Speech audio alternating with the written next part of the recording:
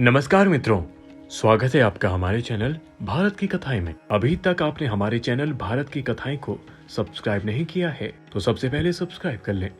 Channel को like और share करना ना भूलें। तो चलिए शुरू करते हैं आज की कथा। पौराणिक युग में शांतनु नामक एक सिद्ध साधु थे। इनकी पत्नी एक सिद्ध धर्मपरायण नारी थी। कहानी उस समय की है जब शांतनु और उनकी पत्नी बहुत वृद्ध हो चुके थे और उनकी आंखों की रोशनी भी चली गई थी। इन दोनों का एक पुत्र था जिसका नाम श्रवण कुमार था। श्रवण कुमार बहुत ही सरल स्वभाव का व्यक्ति था। माता पिता के लिए उसके मन में बहुत प्रेम एवं श्रद्धा थी, जो दिन रात अपने माता पिता की सेवा करता था। अपने माता पिता का बच्चों की तरह लालन पालन करता था। उसके माता पिता भी स्वयं को गौरवशाली महसूस करते थे और अपने पुत्र को दिन रात हजारों दुआएं देते थे। कई बार दोनों एक दूसरे से कहते थे कि हम कितने धन्य हैं कि हमें श्रवण जैसा मातृभक्त पुत्र मिला, जिसने स्वयं के बारे में ना सोचकर अपना पूरा जीवन वृद्ध नेत्रहीन माता पिता की सेवा में लगा दिया। इसकी जगह कोई अन्य होता तो विवाह के बाद केवल स्वयं का हित सोचता और बूढ़े नेत्रहीन माता पिता को कहीं छोड़ आता और खुशी से अपना जीवन यापन करता। जब ये बात श्रवण ने सुनी तो उसने माता पिता से कहा कि मैं कुछ भी भिन्न नहीं कर रहा हूँ, यह मेरा कर्तव्य है। जब मैं छोटा था तब आपने मुझे इससे भी ज्यादा अच्छा जीवन दिया था और अब मुझे यह सौभाग्य प्राप्त हुआ है कि मैं आपकी सेवा करूं। आप दोनों जो भी इच्छा रखते हैं मुझसे कहें, मैं उसे अवश्य पूरा करूंगा। तब शांतनु और उनकी पत्नी ने कहा, पुत्र श्रवण, हम दोनों की आयु बहुत ज्यादा हो चुकी है। अब जीवन का कोई भरोसा नहीं है। किसी भी समय हमारी आंखें बंद हो सकती हैं। ऐसे में हमारी एकमात्र इच्छा है, हम तीर्थ यात्रा करना चाहते हैं। क्या तुम हमारी यह इच्छा पूरी कर सकते हो? श्रवण कुमार अपने माता पिता के चरणों को पकड़कर अत्यंत प्रसन्नता के साथ कहता है, हाँ पिताश्री, यह तो मेरे लिए परम सौभाग्य की बात होगी कि मैं आप दोनों की इच्छा पूरी करूं। श्रवण अपने माता पिता को तीर्थ करवाने हेतु एक कावड़ तैयार करता है, जिसमें एक तरफ शांतनु एवं दूसरी तरफ उनकी पत्नी बैठती हैं और कावड़ के डंडे को अपने कंधे पर लाद कर यात्रा शुरू करता है। उसके हृदय में माता पिता के प्रति इतना स्नेह है, उसे उस कावड़ का लेश मात्र भी भार नहीं लगता।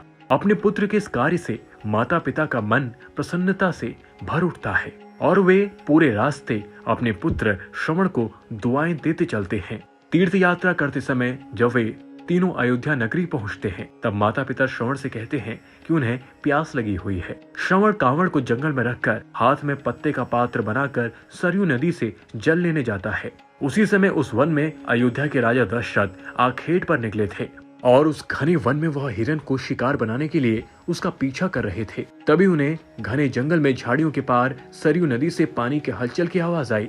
उस हलचल को हिरण के पानी पीने की आवाज समझकर महाराज दशरथ शिकार के उद्देश्य से तीर चला देते हैं और उस तीर से श्रवण कुमार के हृदय को आघात पहुंचता है, जिससे उसके मुंह से पीड़ा भरी आवाज निकलती है, जिसे सुन दशरथ स्तब्ध रह जाते हैं और उन्हें अनहोनी का एहसास होता है और वे भागकर सरयू नदी के तट पर पहुंचते हैं, जहां वे अपने तीर को श्रवण के हृदय में लगा देख भयभीत हो जाते हैं और उन्हें अपनी भूल का एहसास होता है। दशरथ श्रवण कुमार के समीप जाकर उससे क्षमा मांगते हैं। तब अंतिम सांस लेता श्रवण कुमार महाराज दशरथ को अपने वृद्ध नेत्रहीन माता पिता के बारे में बताता है और कहता है कि वे प्यासे हैं, उन्हें जाकर पानी पिला दो और उसके बाद उन्हें मेरे बारे में कहना। और इतना कहकर श्रवण कुमार की मृत्यु हो जाती है।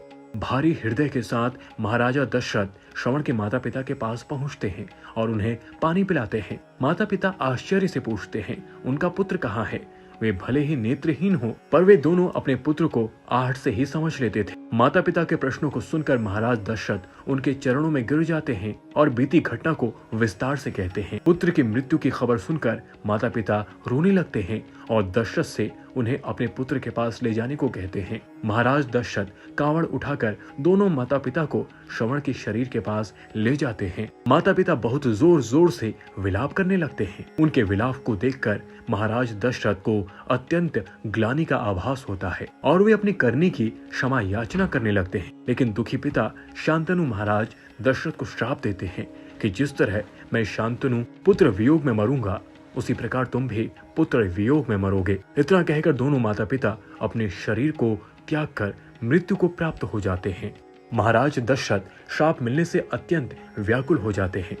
कई वर्षों के बाद जब उनके पुत्र राम का राज्याभिषेक होता है, तब माता कैकेयी के वचन के कारण राम, सीता और लक्ष्मण को 14 वर्ष का वनवास स्वीकार करना पड़ता है और इस तरह महाराज दशरथ की मृत्यु भी पुत्र वियोग में होती है। अपने अंतिम दिनों में उन्हें शांतनु के कहे शब्द याद आते हैं और वे राम के वियोग में अपना शरीर त्याग देते हैं। हमें यह कहानी यही शिक्षा देती है कि बिना लक्ष्य को देखे उसे भेदना कई बार गलती का पात्र बन जाता है और आप ना चाहते हुए भी दूसरों के दुख का कारण बन जाते हैं। अभी तक आपने हमारे चैनल भारत की कथाएं को सब्सक्राइब नहीं किया है तो सबसे पहले सब्सक्राइब कर लें। चैनल को लाइक और शेयर करना ना भूलें।